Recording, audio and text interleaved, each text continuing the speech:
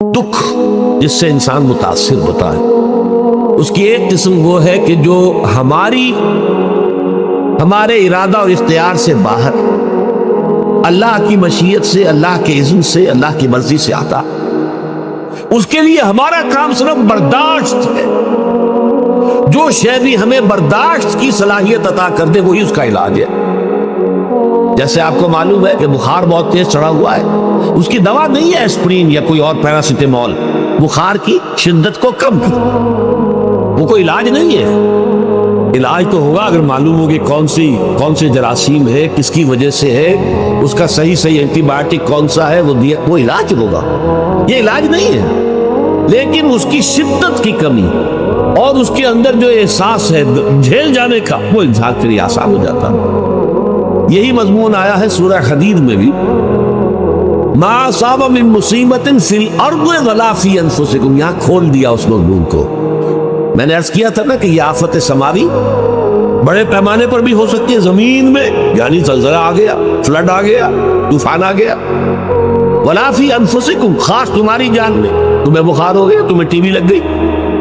تمہیں کوئی اور بیماری آ گئی، تمہیں کینسر ہو گیا، ہوتا ہے، آخر ہوتا ہے دنیا میں، انسانی زندگی کے ساتھ یہ ساری چیزیں لگی ہوئی ہیں۔ لیکن یہ چیزیں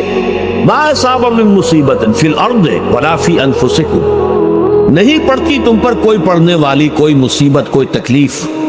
نہ پوری زمین میں بڑے پیمانے پر، نہ تمہاری جانوں میں انفرادی سطح پر، الا فی کتاب من قبل ان نبراها، مگر یہ کہ وہ تو ایک کتاب میں، کتاب اللہ کے علم کی کتاب، ام الکتاب، اس میں پہلے سے درج موجود ہے۔ یہ الٹ ٹپ نہیں ہو گیا، یہ اچانک نہیں ہو گیا۔ آپ اچانک سمجھتے ہیں کہ صاحب میں تو جا رہا تھا، اچانک ٹرک نے آ کے مجھے دھکا مار دیا۔ اچانک کوئی شے یاد نہیں ہوتی، اس کائنات میں پتہ تک نہیں ہلتا جب تک کہ اذن رب نہ ہو۔ اچانک کا کیا سوال؟ تو در حقیقت جو ہوتا ہے وہ اللہ تعالیٰ کے علم میں پہلے سے ہے، علم میں کامل، ما کان وما یکون، جو کچھ ہوا ہے، جو کچھ ہوگا، مستقبل، ماضی، کل کا کل، آنے واحد میں اللہ کے علم میں موجود ہے۔ لہذا یہاں اچانک کچھ نہیں ہوتا، جو بھی آیا ہے اللہ کے علم سے ہے، اور یہ پہلے سے اللہ کے علم کے اندر موجود تھا، لکھا ہوا تھا، الا فی کتاب من قبل ان نبراها ان ذلک علی اللہ یسیر۔ یہ تمہیں تو مشکل نظر آئے گا لیکن اللہ پر بڑا آسان ہے، اللہ کا علم کامل، ما کانا ما یکون کو آوی ہے، لِكَيْ لَا تَعْصَوْا عَلَى مَا فَاتَكُمْ، تاکہ تم افسوس نہ کیا کرو ان چیزوں پر جو تم سے چھوٹ جائیں، جاتی رہے، چھن جائیں۔ کوئی موقع تھا ہاتھ سے نکل گیا، کوئی دولت تھی اس پر ڈاکہ پڑ گیا، کوئی اور مصیبت ہے وہ آ گئی، کوئی عزیز فوت ہو گیا، اکلوتا بیٹا تھا فوت ہو گیا، وغیرہ وغیرہ۔ ما فاتکم، فات سے ہی فوتیدگی ہے نا، جو شے بھی نکل جائے، چلی جائے، ہاتھ سے جاتی رہے، چاہے وہ کوئی آپ کا عزیز تھا جو فوت ہو گیا تو آپ کے ہاتھ سے نکل گیا، یا کوئی مال تھا جو آپ کے قبضے سے نکل گیا، ڈاکہ پڑ گیا، چوری ہو گئی، نقصان ہو گیا کاروبار میں بہت بڑا، اس پر افسوس نہ کیا کرو۔ اگر افسوس کرو گے تو اس کا مطلب کیا ہوگا کہ تمہیں اللہ پر اعتماد نہیں ہے، یا تم سمجھتے ہو کہ اللہ کے سوا بھی کوئی ہے تو یہ کام کر سکتا۔ کائنات میں تو ایک ہی کی مرضی چلتی ہے، وہ ہے اللہ۔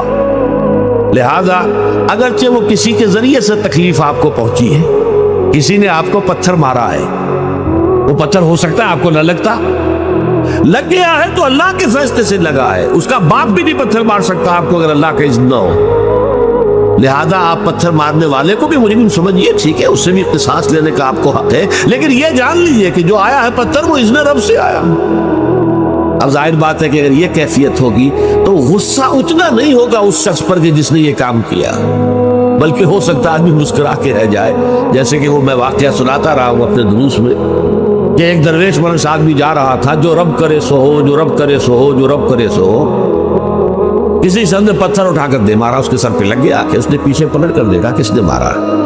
اس نے مجھے کیا دیکھتے ہو، جو رب کرے سو ہو، یہ تو رب کے مارنے سے۔ اس نے کہا مجھے تو یہ پتھر رب کے مارے ہی لگا ہے، لیکن میں دیکھ یہ رہا تھا بیچ میں کس کا منہ کالا ہو گیا، اپنے لیے کس نے ایک گناہ کما لیا، اپنے لیے کس نے ایک مصیبت جو ہے وہ مول لے لی، وہ بیچ میں تم آ گئے ہو۔ پتھر اللہ کی طرف سے آیا، لیکن اس کا عذاب، اس کا وبال تم پر آتا ہے۔ بہرحال یہ تو میں نے عرض کیا آپ کے سامنے، وہ چیزیں کہ جو آ جاتی ہیں، وہ تکالیف و مصائب جو اللہ کی طرف سے من جانب اللہ ہے، اس میں آپ کسی کو مورد الزام نہیں ٹھہرا سکتے، وہ آپ پر آ گئے۔